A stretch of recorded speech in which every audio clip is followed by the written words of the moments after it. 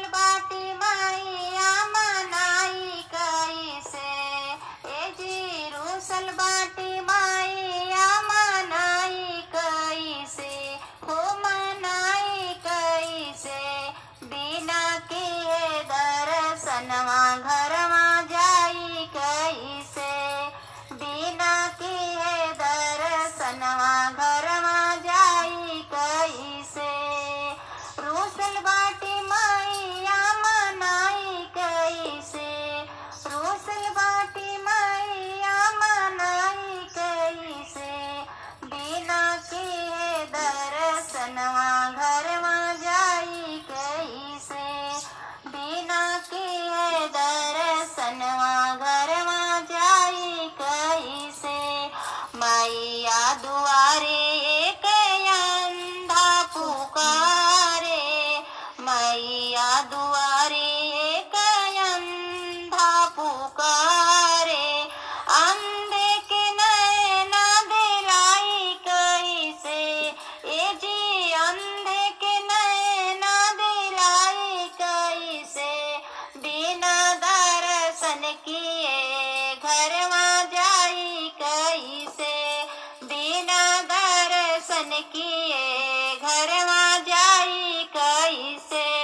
रूसल बाटी मैया मनाई कैसे, रूसल बाटी मैया मनाई कैसे।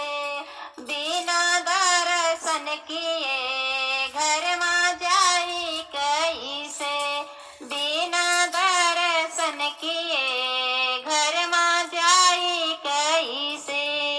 मैया दुआरे एक बाजिन पुकारे, ए जी मैया दुआरे एक बाजिन पुकारे। बाजिन के बालक दिलाई कैसे, ए जी बाजिन के बालक दिलाई कैसे। बिना दर्शन किए घरवा जाई कैसे, बिना दर्शन किए घरवा जाई कैसे। रूसल बाटी मैया मनाई कैसे, रूसल बाटी मैया मनाई कैसे। बिना दर्शन किए घरवा जाई कैसे, बिना दर्शन किए घरवा जाई कैसे।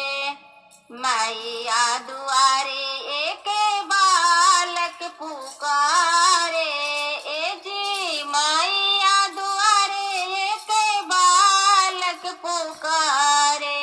बालक के विद्या दिलाई कैसे, ए जी बालक के विद्या दिलाई कैसे। बिना दर्शन किए घरवा जाई कैसे, बिना दर्शन किए घरवा जाई कैसे। रूसल बाटी माई